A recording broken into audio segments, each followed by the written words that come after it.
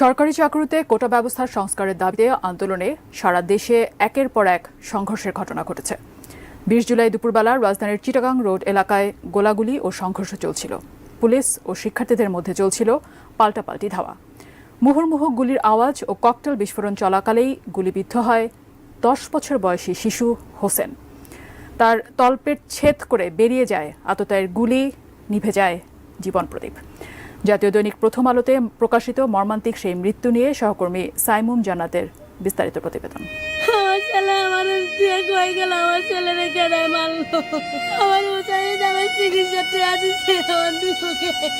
চিটাগাং রোডের মুক্তিনগর এলাকার একটি ভাড়া বাসায় বাস করত শিশু হোসেন।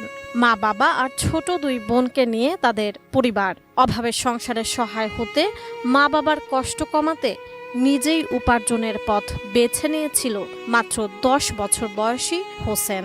পপকর্ন, আইসক্রিম ও চকলেট ফেরি করত ছোট্ট এই শিশু। ২০ জুলাই দুপুরবেলা ভাত খেয়ে বাসা থেকে বের হয়ে তার আর ঘরে ফেরা হয়নি। ২০ জুলাই দুপুরবেলা রাজধানীর চিটাগাং রোডের এলাকায় পুলিশ ও শিক্ষার্থীদের সঙ্গে চলছিল পাল্টাপাল্টি ধাওয়া। বিকেল ৫:৩০টার পর থেকে আর খোঁজ মেলেনি ছোট্ট শিশু হোসেনের। বাবা মানিক মিয়া সন্তানের খোঁজে বের হন, কিন্তু খুঁজে পাননি কোথাও। চিটাগাং রোড সহ আশেপাশের এলাকায় তন্ন তন্ন করে খুঁজেও হদিস মেলেনি তার। এরপর রাত ৯টার দিকে অন্য কারো মুঠোফোনে হোসেনের ছবি দেখেন। হোসেনের বাবা মানিক ও মা মালেকা সন্তানের আহত অবস্থার ছবি দেখে চিনতে পারেন। তারা জানতে পারেন হোসেনকে ঢাকা মেডিকেল কলেজ হাসপাতালে নিয়ে যাওয়া হয়েছে। এরপর হোসেনের বাবা মা পিকআপে করে যাত্রাবাড়ি পর্যন্ত যান। এরপর রিকশা যোগে রাত ১২:৩০টায় ঢাকা মেডিকেলে পৌঁছান। ঢাকা মেডিকেলের সব জায়গা খুঁজেও হোসেনকে আর পাননি।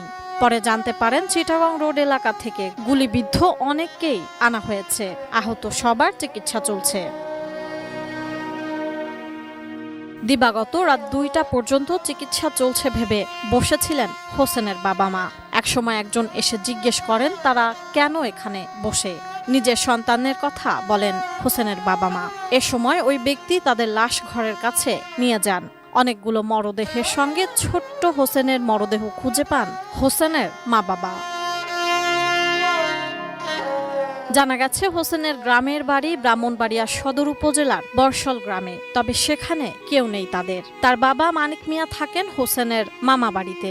তারা ঢাকার চিটাগাং রোড মুক্তিনগর এলাকায় একটি ভাড়া বাসায় থাকেন। নিহত হোসেন তার বাবা মায়ের বড় ছেলে। মাহিনুর আক্তার ও শাহিনুর আক্তার নামে তার দুই ছোট বোন রয়েছে। ২২ জুলাই রাত ২টার দিকে হোসেনের মরদেহ নানাবাড়ি কুমিল্লার দেবিদ্বারের রাজা মেহার ইউনিয়নের বেতরা গ্রামে দাফন করা হয়।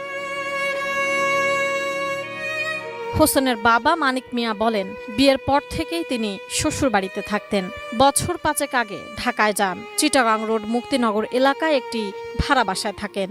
সারাদিন ফেরি করেন। চিপস, চকলেট, আইসক্রিম বিক্রি করেন তিনি। নিহত ১০ বছর বয়সী হোসেন তার বড় ছেলে। সেও ফেরি করত বলেই জানান হোসেনের বাবা। ১৪ জুলাইয়ের পর তীব্র আকার ধারণ করে কোটা বিরোধী আন্দোলন। এতে দেশ জুড়ে সহিংসতা ছড়িয়ে পড়ে।